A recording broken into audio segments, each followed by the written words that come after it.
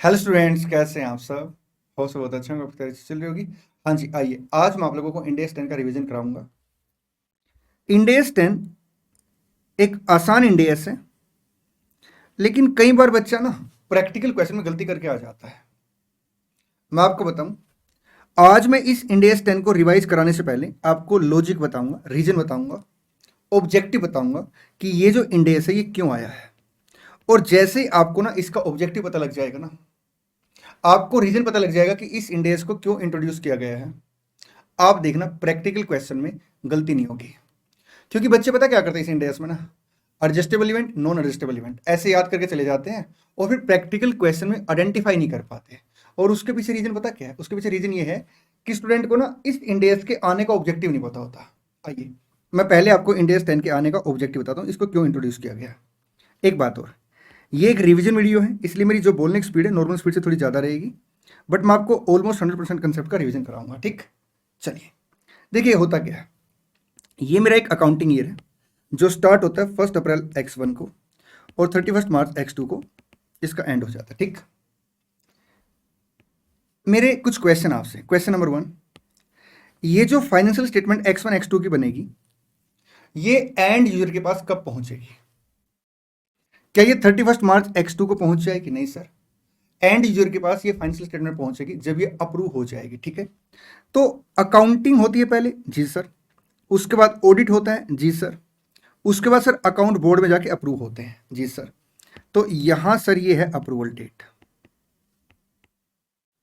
ठीक, हाँ जी सर।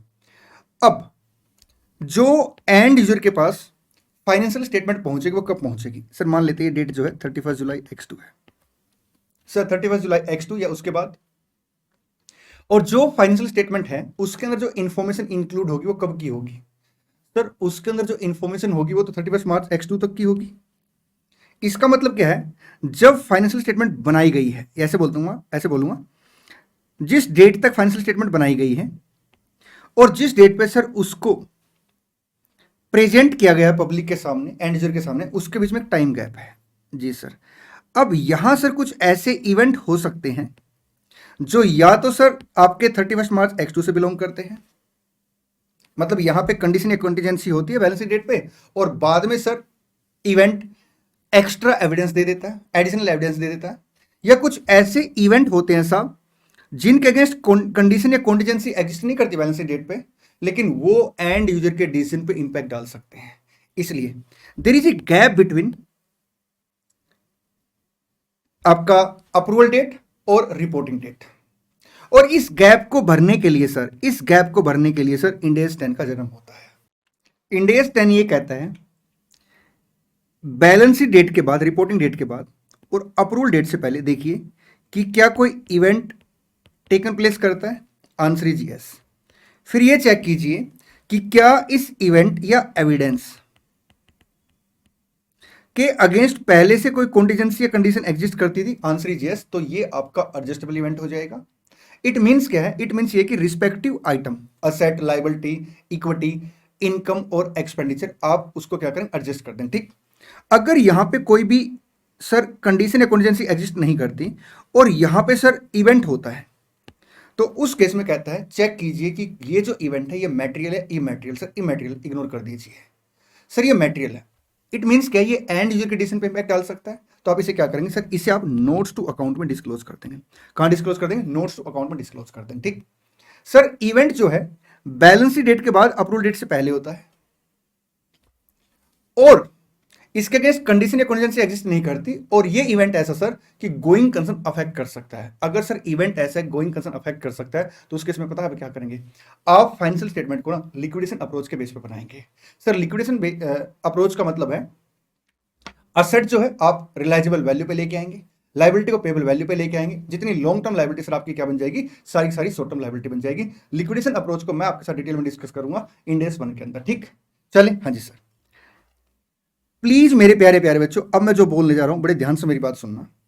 आप प्रैक्टिकल क्वेश्चन जब भी सोल्व करें ना, तो पता आपको क्या देखना? आपको ये देखना है इंडेक्स 10 की एप्लीकेबिलिटी है या नहीं है। कैसे पता लगेगा? सर जो इवेंट है ना वो बैलेंस शीट डेट के बाद होगा और अप्रूवल डेट से पहले होगा। ठीक है, फिर आपको ये देखना है कि क्या वो एडजस्टेबल है, नॉन एडजस्टेबल है।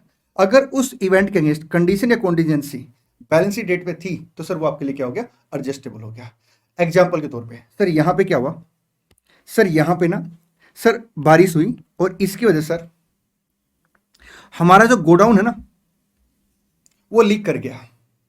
पता लगा साहब कि जो ये गोडाउन है ना, ये जब बना था ना इसके अंदर सर स्ट्रक्चरल फॉल्ट था, इसके स्ट्रक्चर में फॉल्ट था। इसका मतलब सर क्या है, वो कंडीशन या कॉन्टिजेंसी तो एग्जिस्ट कर रही थी, तो क्या बन जाएगा, एडजस्टेबल इवेंट बन जाएगा। आपको जो इंपेयरमेंट करना पड़ेगा सर वो बैलेंस शीट डेट पे करना पड़ेगा। ठीक सर, यहां पे हमारा ना एक डेटर था, ठीक है सर, उसके यहां पे बाढ़ आई और उसको नुकसान हो गया, उसकी फैक्ट्री वगैरह सब खराब होगी और अब वो पेमेंट करने की कैपेसिटी में नहीं है और यहां जाके सर वो इंसॉल्वेंट हो गया, तो एडजस्टेबल इवेंट होगा। क्यों, क्योंकि condition contingency sir balance date पे एग्जिस्ट करती। ठीक चले, हाँ जी सर, आइए मैं अब आप लोगों को चार्ट से रीड करा देता हूं। देखिए क्या लिखता है, एडजस्टेबल इवेंट, कंडीशन और contingency exist on balance date and further evidence is available before approval date. तो क्या बन जाएगा सब एडजस्टेबल। ठीक, आप रिस्पेक्टिव आइटम को एडजस्ट कर देंगे।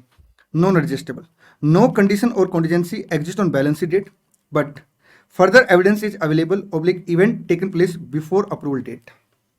उस केस में चेक कीजिए कि अमाउंट मटेरियल है, no, ignore it. Amount material है, yes. Does it affect going concern, yes. तो सर आप फाइनेंशियल स्टेटमेंट कैसे बनाएंगे, लिक्विडेशन अप्रोच पे बनाएंगे, means no going concern, no. उस केस में सर क्या करेंगे, डिस्क्लोज कर देंगे नोट्स अकाउंट के अंदर। अब यहां पे ना प्रैक्टिकल क्वेश्चन में एक क्वेरी और आती है स्टूडेंट की ना कि सर एक बात बताइए, अगर नॉन एडजस्टेबल इवेंट है तो हम आंसर का कौन सा पार्ट लिख के आए। देखिए अगर नॉन एडजस्टेबल इवेंट है सर, एक तो आपको मटेरियल मानना पड़ेगा, ठीक है, ये वाला पार्ट नहीं लिखेंगे, ठीक, मटेरियल मानना पड़ेगा। ठीक, अब मटेरियल में सर क्या माने, गोइंग कंसर्न अफेक्ट हुई है या नहीं हुई है, मींस नोट्स अकाउंट में डिस्क्लोज करें। देखिए सर प्राइमा फेसी हम लोग ये मान के चलते हैं कि गोइंग कंसर्न अफेक्ट नहीं हुई है, लेकिन अगर क्वेश्चन ने सर सिचुएशन ऐसी दे दी, जैसे क्वेश्चन ने बोला एक सिंगल प्लांट था और वो आपका डिस्ट्रॉयड हो गया, तो फिर सर आपको इसके बारे में भी लिख के आना है। आई मीन टू से नोट्स अकाउंट में तो लिखेंगे कि अगर गोइंग कंसर्न अफेक्ट नहीं हुई, और साथ में लिखेंगे अगर गोइंग कंसर्न अफेक्ट हो गई है तो उसके इसमें आप क्या करेंगे सर, लिक्विडेशन अप्रोच के बेस पे फाइनेंशियल स्टेटमेंट बनाएंगे। ठीक, यह क्वेश्चन ने सर ऐसे बोल दिया कि आपके पास एक एक्सपोर्ट लाइसेंस था, अब और एक्सपोर्ट लाइसेंस आपको नहीं मिला या रिन्यू नहीं करा पाए, तो उस केस में सर क्या करेंगे, आप इसके बारे में लिखेंगे। ठीक, तो आपको क्वेश्चन में थोड़ा स्पेसिफिक देखना पड़ेगा कि क्वेश्चन ने कहीं हिंट तो नहीं दे रखा गोइंग कंसर्न अफेक्ट होने का। ठीक, चलिए सर एक बात बताइए, जो इंड AS 10 है क्या वो इंटरिम फाइनेंशियल स्टेटमेंट के लिए काम करेगा या आपका एनुअल फाइनेंशियल स्टेटमेंट के लिए, दोनों के लिए, क्योंकि इंड AS 10 ऐसे कोई स्पेसिफिक गाइडलाइंस नहीं दे रखी। लेकिन जब भी सर आप अपनी फाइनेंशियल स्टेटमेंट बनाएंगे और बनाने के की जो डेट है और जो अप्रूवल डेट है उसमें गैप है सर, इंड AS 10 का रोल आ जाएगा। सर एक बात और बताइए, इंड AS 10 जो है क्या वो फेवरेबल या अनफेवरेबल कौन से वाले इवेंट को कवर करता है, वो दोनों इवेंट को कवर करता है। ठीक सर, जो डिविडेंड है आपका वो नॉन एडजस्टेबल आइटम मानी गई, क्योंकि बैलेंसिंग डेट पे सर कोई भी कंडीशन या कॉन्टिजेंसी एग्जिस्ट नहीं करती, इसलिए आप क्या करें साहब, उसे नोट्स अकाउंट में डिस्क्लोज करेंगे। ठीक, एक प्यारा सा पॉइंट और देखिए, होता क्या है, अगर मान लो हमने कोई लोन ले रखा है और वो लॉन्ग टर्म लोन है और हमें कुछ कंडीशन पूरी करनी थी, अगर मैं बैलेंस शीट डेट पे कोई मटेरियल प्रोविजन पूरा नहीं करता हूं, कोई मटेरियल कंडीशन पूरी नहीं करता हूं, जिसकी वजह से जो लोन है वो रिपेबल ऑन डिमांड हो जाता है, तो उस केस में सर मैं नॉन करंट लायबिलिटी को करंट लायबिलिटी क्लासिफाई कर दूंगा एज पर इंड AS 1। लेकिन इंड AS 10 ये कहता है, अगर सर जिस व्यक्ति से आपने लोन ले रखा है वो ये कह देता है कि इस कंडीशन के फेल होने की वजह से वो लोन को रिपेबल ऑन डिमांड नहीं मानेगा, मतलब लोन को डिमांड नहीं करेगा, तो सर ये नॉन करंट लायबिलिटी बन जाएगी। अगर ऐसा सर वो कहता है before approval date, it mean sir ये क्या बन जाएगा, एडजस्टेबल इवेंट बन जाएगा। ठीक, चलिए गोइंग कंसर्न की बात होगी, डिविडेंड की बात होगी, ये कुछ एग्जांपल दे रखे, जैसे मान लो बैलेंस शीट डेट पे सर कोर्ट केस था, बाद में सर अप्रूवल डेट से पहले डिसीजन आ जाता तो एडजस्टेबल इवेंट है। सर असेट के इंपेयरमेंट की जो इंडिकेटर थे वो आपके बैलेंस शीट डेट पे एग्जिस्ट करते थे, बाद में सर पता लगता है अप्रूवल डेट से पहले, एडजस्टेबल इवेंट है। इन्वेंट्री का वैल्यूएशन हम लोग कैसे करते हैं सर, कॉस्ट और एनआरवी विच इज लोअर। तो सर एनआरवी के लिए जो अपनी इन्वेंट्री बैलेंस शीट डेट पे एग्जिस्ट करती है सर, वो बैलेंस शीट डेट के बाद अप्रूवल डेट से पहले बिक जाती है सेम कंडीशन में, तो सर हम लोग उसका सेलिंग प्राइस ही कंसीडर करते हैं। इट मींस क्या, एडजस्टेबल इवेंट। ठीक, हाँ अगर वो आइटम नहीं बिकती, सिमिलर आइटम बिकती है, तो सिमिलर आइटम का सेलिंग प्राइस हम लोग क्या करते हैं, कंसीडर करते हैं। और अगर सिमिलर आइटम भी नहीं बिकती तो मैनेजमेंट सर जो बैलेंस शीट डेट के बाद फैक्टर होते हैं उसको कंसीडर करके एनआरवी निकालता है। ठीक, देखिए हम लोग बैलेंस शीट डेट पे सर या उससे पहले, रिपोर्टिंग डेट से पहले असेट को परचेज करते या सेल करते हैं, और एक्स्ट्रा एविडेंस आ जाता अप्रूवल डेट से पहले। सेल प्राइस को लेके, मींस कॉस्ट, ऐसे बोलता हूँ, सेल प्राइस को लेके या कॉस्ट प्राइस को लेके साहब, तो हम उसे कंसिडर करेंगे, एडजस्टेबल इवेंट बन जाएगा। सर बैलेंस शीट डेट से पहले अगर कोई फ्रॉड हुआ है और सर अप्रूवल डेट से पहले उसका पता लग जाता है, तो सर ये क्या बन जाएगा, एडजस्टेबल इवेंट बन जाएगा। सर एक बात और बता दो, अगर अप्रूवल डेट से पहले उसका नहीं पता लगेगा, फिर बेटा फिर जब उसका पता लगेगा तो वो आपके लिए एरर बन जाएगी। एज पर इंड AS 8 आप उसे क्या करें, ट्रीट करें, ठीक। सर एम्प्लॉय बेनिफिट में हम लोग क्या करते हैं, देखिए बैलेंस शीट डेट पे सर हम लोग एम्प्लॉय बेनिफिट का एस्टिमेट लगाते हैं, ठीक है। और सर अप्रूवल डेट से पहले अगर उन्हें पेमेंट हो जाती है तो सर एडिशनल एविडेंस मिल जाता है, हम उसे कंसिडर करते हुए क्या करेंगे सर, एम्प्लॉय बेनिफिट के एक्सपेंसेस को एडजस्टेबल कर देंगे, ठीक। अगर सर आपका इवेंट एडजस्टेबल है तो आप क्या करेंगे सर, एडजस्ट कर देंगे। अगर नॉन एडजस्टेबल है तो उस केस में सर आपको क्या करना पड़ेगा, डिस्क्लोजर देना पड़ेगा साहब। एक तो नेचर ऑफ इवेंट और साथ में सर उसका फाइनेंशियल इंपैक्ट क्या आएगा, और अगर फाइनेंशियल इंपैक्ट सर डिटरमाइन नहीं हो पा रहा तो आपको एक स्टेटमेंट बतानी पड़ेगी, स्टेटमेंट देनी पड़ेगी, ठीक। ये पॉइंट नंबर 5 मैंने करा दिया, फेवरेबल अनफेवरेबल वाला। सर फाइनेंशियल स्टेटमेंट कौन अप्रूव करता है, किस डेट पे अप्रूव होती है, आपको इसका डिस्क्लोजर देना पड़ेगा। इसके बाद वाले जो पॉइंट है ये वाले, ये सब मैंने आपके साथ डिस्कस कर लिए। एक सर अपेंडिक्स ए है इंड AS 10 में, जो बात करती है अगर company asset in kind distribute कर देती है, मतलब असेट का डिस्ट्रीब्यूशन कर देती है शेयर होल्डर को, तो उस केस में सर उसे डीम डिविडेंड माना जाता है, मींस डिविडेंड माना जाता है। अब यहां पे सर 3-4 बातें रेलिवेंट है। सबसे पहले सर असेट अगर आप इन काइंड में देते हैं शेयर होल्डर को, तो उस केस में सर ये डिविडेंड माना जाएगा।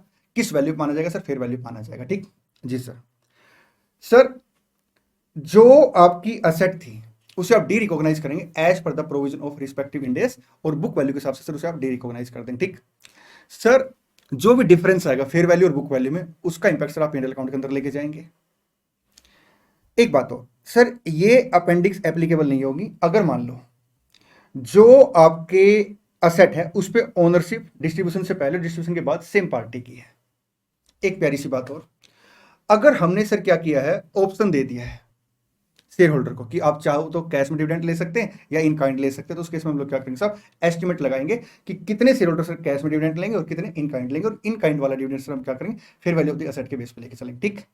चलिए मेरे प्यारे प्यारे बच्चों, इंड AS 10 का मैंने यहाँ पे रिवीजन करा दिया, और जो मैंने आपको रीजन बताया इंड AS 10 आने का, उस रीजन को हमेशा माइंड में रखना, और उसके बाद क्वेश्चन करना, आपसे कभी भी क्वेश्चन में गलती नहीं होगी। Thank you so much, all the best, good luck.